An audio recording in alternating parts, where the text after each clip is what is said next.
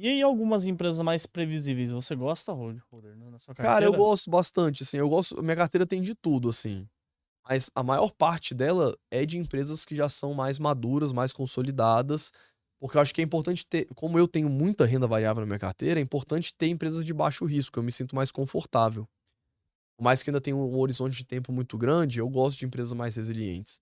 Então, aqui no Brasil a gente pode pegar empresas do setor elétrico, né, a própria Engie, eu falo bastante dela, o próprio Itaú, que pra mim é o melhor banco aqui do Brasil, em relação a ser sócio e investir por longo prazo. Pode pegar a própria Ambev, o pessoal bate muito na Ambev porque tem 10 anos, né, Pete? Tem 10 anos que as ações estão de lado.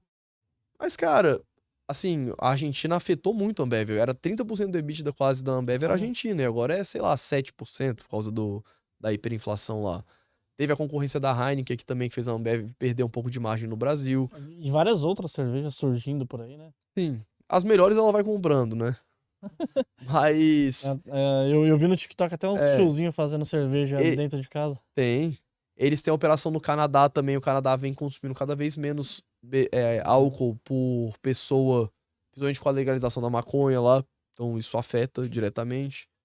Então, assim, a empresa passou por alguns desafios nos últimos anos, mas uma coisa que eu bato muito a tecla é o seguinte: às vezes o investidor pega, olha a cotação dos últimos 10 anos e julga se aquele investimento é bom ou ruim. Na minha avaliação, é um erro. Porque muitas vezes a empresa pode ficar 10 anos de lado e de repente subir muito.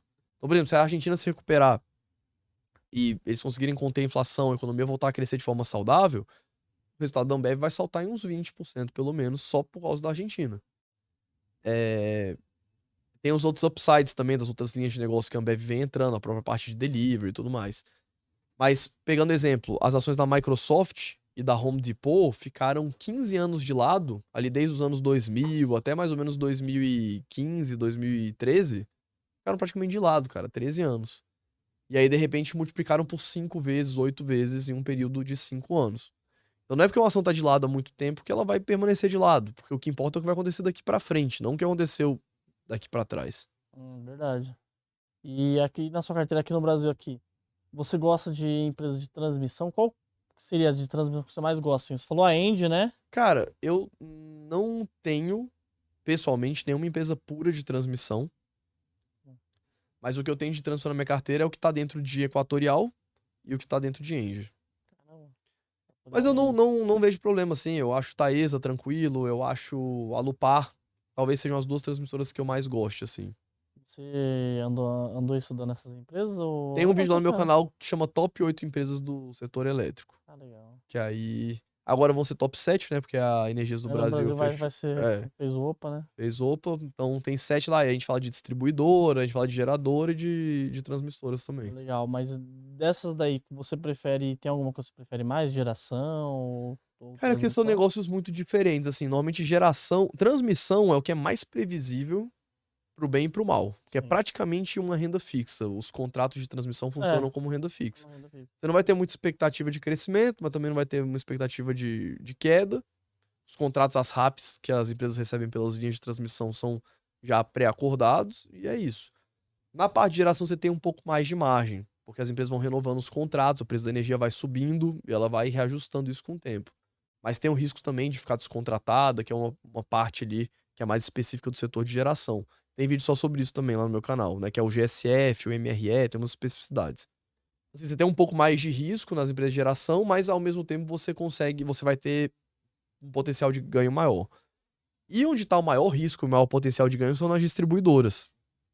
Porque a distribuidora, quando ela, principalmente, por exemplo, a Equatorial, que é uma empresa que a história dela é comprar concessões que são privatizadas e tornar elas eficientes, aí você tem um upside gigantesco, porque eles ganham lá a licitação, reestruturam toda a parte de distribuição, né? Distribuição é a conta que chega na sua casa para você pagar. Então, existe uma margem muito maior, e para mim a Equatorial é a que melhor opera nesse sentido. E, Holder, hoje em dia, se fosse escolher não, quer dizer, para investir em fundos imobiliários, você gosta aqui do Brasil ou você prefere lá fora, os REITs? Cara, eu gosto dos FIIs. Eu comecei a investir nos FIIs junto quando eu comecei a investir em ações, lá em 2008, cara. Caramba, E eu investia legal. mais em FIIs do que em ações, porque os FIIs eles eram muito mais simples para quem tá começando, principalmente, é mais fácil você entender o que tá acontecendo no FII o que tá acontecendo na minha empresa, né? Então, se você for Sim. analisar ali a parte contábil, os resultados, o FII, ele é um imóvel que tá alugado para essa empresa aqui por um contrato de tanto tempo, com reajuste e tal, e é isso. Então, eu acho que os FIIs são uma boa porta de entrada para o investidor que tá começando.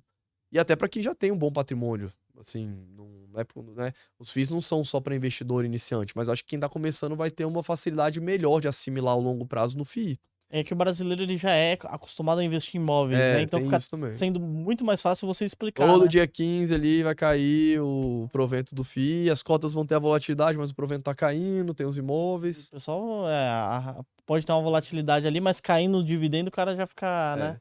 Uma Já coisa fica que eu feliz. gosto, assim, é. Nos investimentos eu sempre tive a seguinte mentalidade, cara. Onde não é pra ter risco, eu não vou ter risco, e onde é pra eu correr risco, eu vou correr risco. Então, pra mim, fundo imobiliário é pra ser feijão com arroz. Não é pra ficar em FII de papel high grade, que a gente tá vendo o que tá acontecendo agora. O cara Caindo buscando aí, lá um pouquinho mais de retorno com risco absurdamente maior. esse tamanho. É. Então, nos fundos imobiliários, o que que eu quero? Eu quero ter tranquilidade, cara. Eu quero receber ali o provento todo dia 15 e vida que segue.